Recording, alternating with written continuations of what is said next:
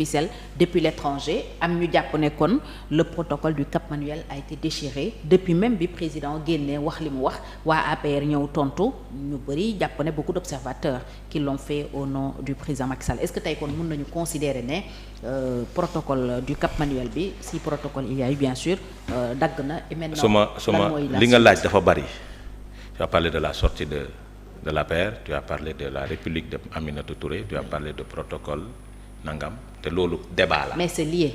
waaw loolu yëpp benn débat la. mun na def émission lëmb de 2 heures de temps parce que suñu waxee ci nangam. boobu sax la ñu am ak beneen thème. waaw moom laa la wax donc aujourd'hui suñu nekkee dañuy analyser le jeu politique et l'enjeu politique su nekkee dañuy analyser jeu politique moo suscité un débat politique. Pourquoi dafa am enjeu politique bi dafa jëm ci élection législative Assemblée nationale. moo waral l'animation du jeu politique. ok kon foofu rek lañ ko mën a yemale. du leneen amul lu dul leneen loolu. d'accord. le jeu politique est animé te ki bëgg ñu animer ko c'est le président de la République qui a fait une sortie pour animer le jeu politique. d'accord. les gens nee nañ moom moo arrêté la grâce les 100 jours l'état de grâce moo ko arrêté. N'est-ce pas? ba mu ko arrêté l'Alliance pour la République est sortie pour apporter des précisions par rapport aux déclarations du chef de l'État. Une personne de la coalition Diomaye mënoon na nekk keneen mais Aminata Touré a choisi elle aussi d'apporter les répliques nécessaires pour citer le président de la République parce que moom peut-être son problème c'est le président Macky Sall parce que Macky Sall peut-être def na la ko loo xamante ni moom mais sooy def constat da nga naan jeu politique bi. moo animé wu par rapport aux enjeux politiques parce que dañuy jëm vers des élections législatives anticipées donc il faut que le jeu politique soit animé. ok mais président loolu lay wax parce que dans le temps il y avait pas d'actualité politique. c'est vrai ci 100 jours yi il y avait pas d'actualité politique demoon nañ ba presse bi naan où est l'opposition sénégalaise n'est-ce pas parce que ñoom ñëpp ñi ngi respecter l'état de grâce ñi ngi respecter les 100 jours même su nekkee du loo xamante ni sax dañ ko bind.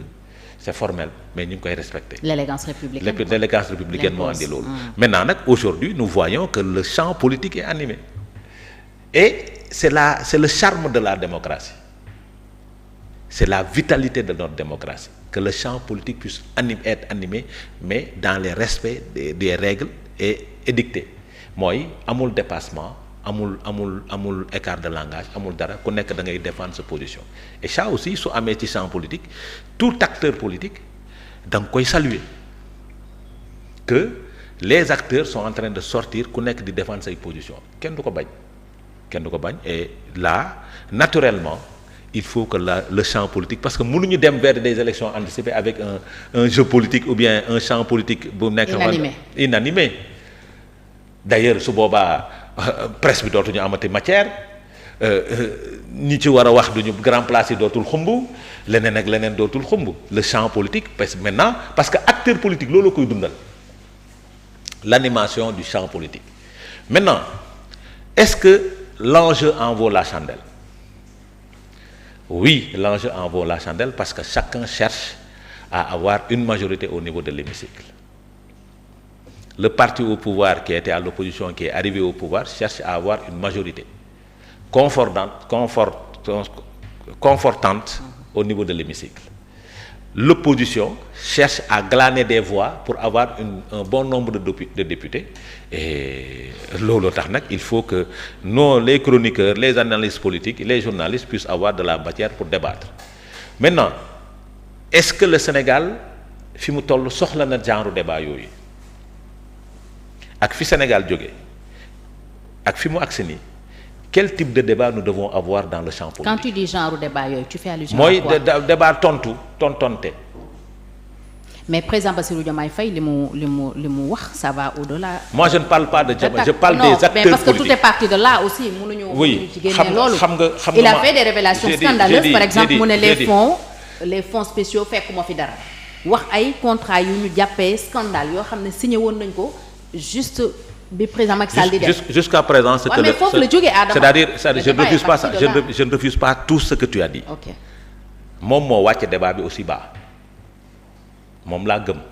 Parce que loolu tax ma ne la est-ce que Sénégal fi mu jógee on mérite ce débat là c'est-à-dire est-ce que nous ne devons pas être dans les débats pour régler la question de l'emploi de la jeunesse? Est-ce qu'on ne doit pas être dans les débats pour régler les questions économiques et beaucoup de choses? Parce que débat bi su niveau bi su nekkoon le président de la République était au-dessus de la mêlée, peut-être du ñu am débat yii. Le président de la République a parlé de scandale et nangam sangam sur certains décrets qui ont été signés. Mais il omet tout le temps le décret bi delloo ci son parti. Il fait partie de ces décrets signés. boobu loo ko jàppee yow. J'ai dit non, omission laa koy jàppee de sa part. Mais moom il considère que la dissolution de non, leur parti était une injustice. Donc j'ai dit lan nga bëgg mu wax si. il a omis de nous dire que décret yi président jël décret bi delloo ci Pastef ci la bokk. Mais le train qui arrive à l'heure n'intéresse personne. am na décret yu bëri yeneen yoo xam ne. waaw déglul waa dañuy waxtaan. Il a parlé des décrets yoo xamante ni peut-être arrangé wul Sénégal mais décret bi mu omettre arrangé na ko moom.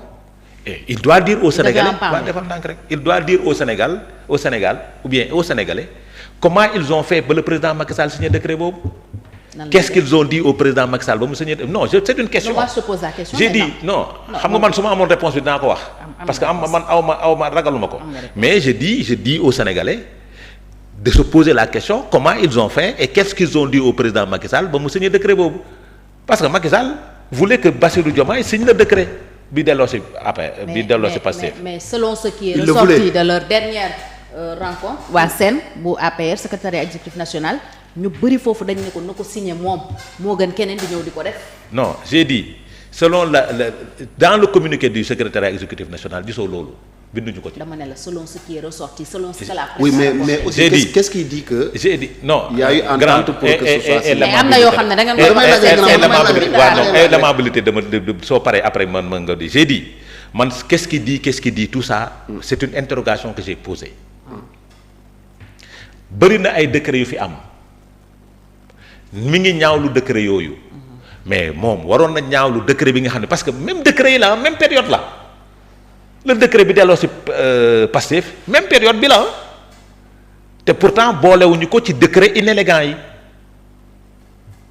parce que pour yow boobu décret dafa. mais j'ai dit que un chef d'État bi nga xam ni ñoom nee nañ dafa dem te dañu fàtte ni ba le 2 avril il est président de la République ba le 2 avril il est président de la République décret yu ma amul yow soo ñëwee le 2 décret yi nga àndul soo la neexee nga abrogé ko voilà donc amul inélégance parce que jusqu'au 2 dans la légalité il est président de la République donc maintenant ñoom gis nañ ni am na ay décret yoo xamante ni. ànduñu ci c'est scandaleux.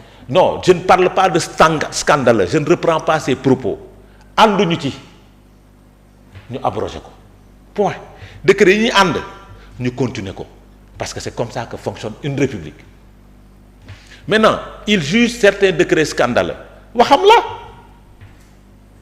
parce que pour man lépp lu mu wax am na ju ci nekk dëgg am na ju ci yoo xamante ne nekku ci dëgg pour man mën naa juum nag parce que moom it juum na quand il nous dit que fekkul dara ci sur les caisses te on nous donne l'information comme quoi que le rapport d'évaluation d'exécution budgétaire de 2024 était sur sa table wane le contraire de ce qu'il a dit loo bëgg ma wax mais tout ce que je sais c'est que ce débat-là c'est lui qui nous a amené à ce niveau-là c'est ma conviction nag mën na bañ a nekk conviction keneen mais pour moi un débat politique mënoon na gën a jóg parce que le Sénégal comme ni ko Cheikh daan wane le Sénégal a besoin qu'on parle des questions économiques le Sénégal a besoin qu'on parle sur les questions le mardi passé on a fait une bonne émission ici quand on parlait de l'emploi et de l'employabilité de la jeunesse le Sénégal a besoin de ça débat yooyu moo intéressé le peuple sénégalais pas des débats de Baccarat et de bas étage et pour moi un chef d'État ne doit pas poser ces débats-là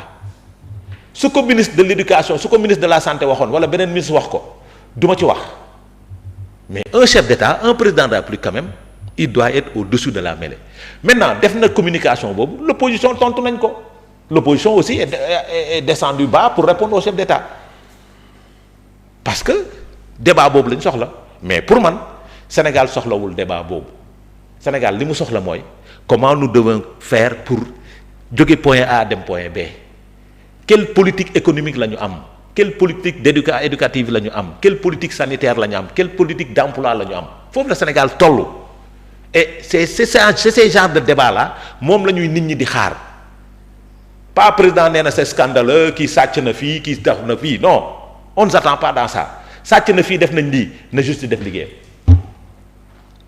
c'est des décrets scandaleux na justice def liggéeyam puisqu'il juge que c'est scandaleux il n'a qu'à donner ça au procureur, le justice fait son travail. Puisqu'il juge que c'est de la surfacturation, il n'a qu'à transmettre le dossier au niveau des procureurs. Justice def liggéeyam man loolu laa jàpp maintenant nag keneen mën na jàpp leneen loo xamante ni c'est sa position et je la respecterai mais li ma jàpp débat bi su agsee fii c'est parce que moom moo ko fi andi. ok donc mënuñu reprocher dara Macky Sall. looy reprocher Macky Sall. Macky Sall soo amee loo koy reprocher da nga koy yóbbu devant les tribunaux simple. Protocole de tu as dit que protocole nan sauté na. du Cap Manuel. protocole Cap Manuel am sauté na.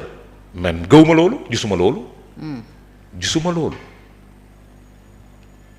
parce que nee naa la des fois il nous arrive d'animer le champ politique pour régler certains problèmes yoo xamante ne bokkul ak le champ politique man gëwuma loolu bu dee am na.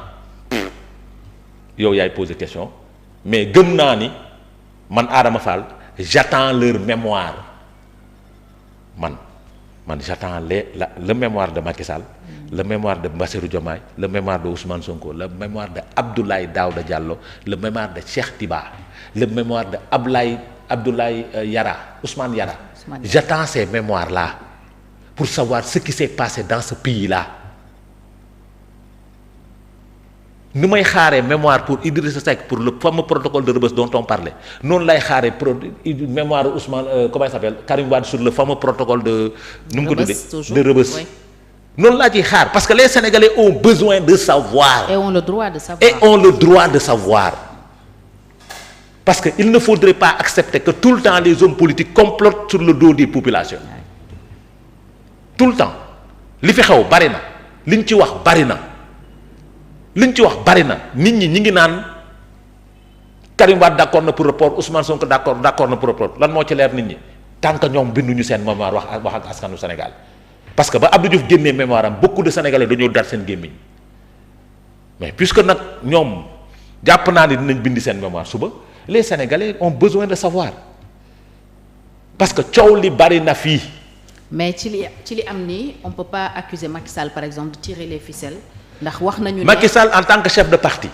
oui en tant que chef de parti mais am na droit wax ak waa parti on nous informe aujourd'hui que loi bi ñu bëggoon dugal à l'Assemblée nationale c'est le président Macky Sall qui a appelé Abdou Mbow ne leen teg leen ko ci suuf am na ci droit parce que il a demandé aux gens de s'opposer dignement il est toujours secrétaire président de l'Alliance pour la République toujours congrès moo ko teg ci bopp parti donc il donne toujours des instructions mais c'est le parti qu'il préside il doit donner des instructions et des orientations ku mu neexul nag yow mun nga wax leneen mais lan moo ko teree def politique il n'est plus président de la République ba muy nekk président de la République sax da doon def politique maintenant il a le temps de surveiller son parti et de l'organiser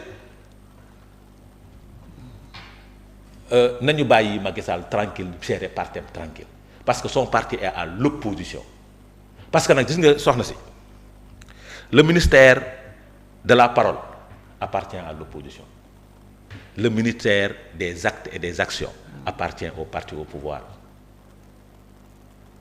dégg nga léegi nag nañu bàyyi ministère de la parole ku nekk jouer rôle am ku nekk jouer sa rôle ku nekk jouer rôle am coow li du bari ok parce que nag on n'attend pas des résultats au parti de l'opposition d'accord on attend les résultats au parti qui est au pouvoir foofu la affaire bi toll. c'est clair alors Cheikh. oui animation politique bi ñoo ko gisandoo mais d'aucuns pensent que liñ